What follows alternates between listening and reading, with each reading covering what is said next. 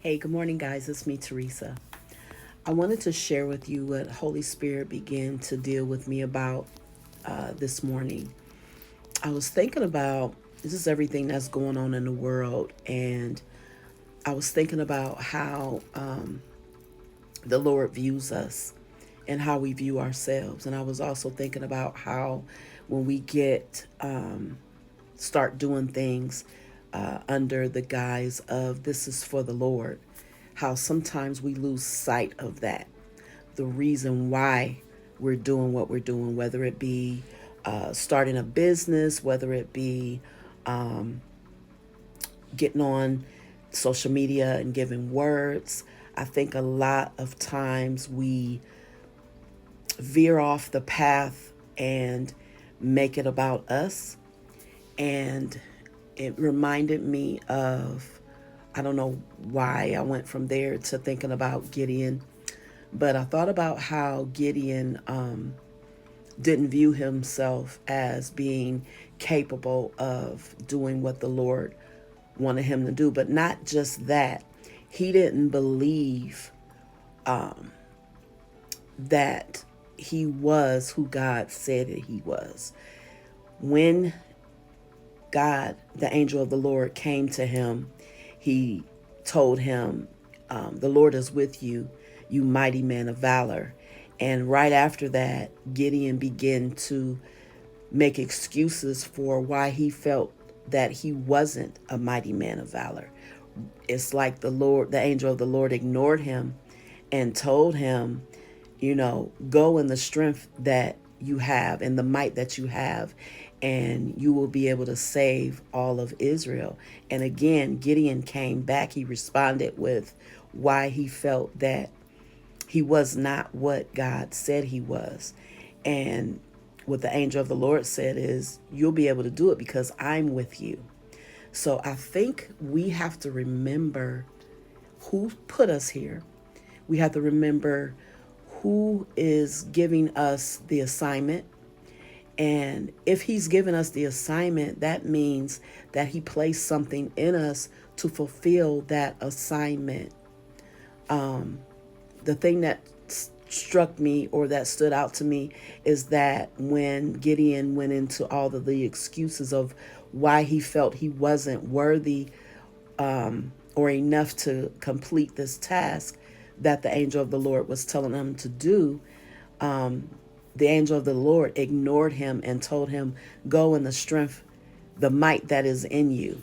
You can read it in your leisure. Is You can find this the story of Gideon in the book of Judges, chapter 6. The whole thing is really good.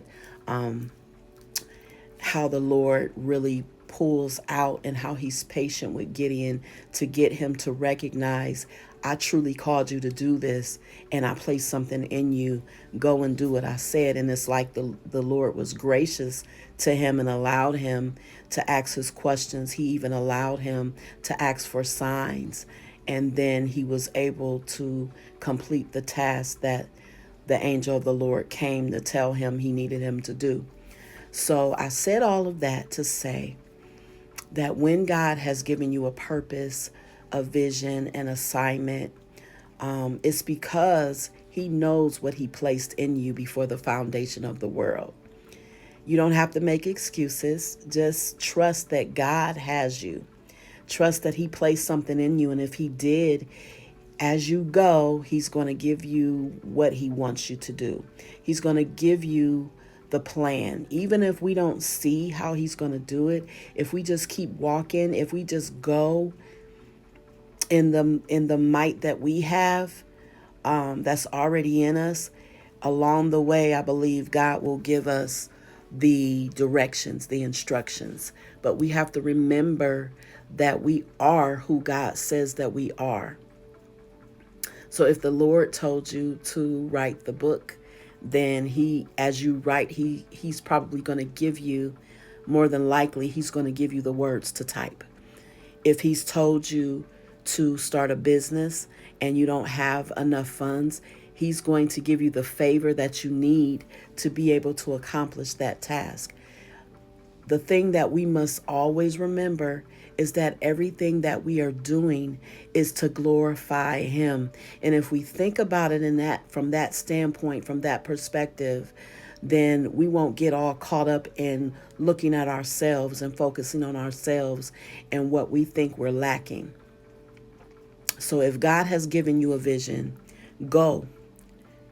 Begin the work. Go and do that. You can do it because he placed it in you. One of the things that I've recognized, and I've probably said it a million times or hundreds of times, is that when the Lord gives you an idea of a vision that lines up with his purpose for your life and his purpose for us to be on this earth, then the enemy comes quickly and tries to snatch that word. That's how you know that the Lord has truly given you that vision. Opposition comes right after that good word comes. Remember that. The opposition that comes right after you receive a word from the Lord, that's proof that God is going to bring it to pass. That's what I've noticed in my life. When I've gotten a God idea, right after the enemy comes to try to snatch it. Also read Mark chapter 4, where it talks about the parable of the sower, and it talks about how the enemy quickly, for one of those soils, the enemy quickly comes and tries to steal the word that the Lord gives. I'll expound more on that at a later date, but just remember that you are who God says that you are. And because you are, you can go forth in the strength that he has given you and do what it is he's called you to do. Be blessed. Be encouraged. You got this.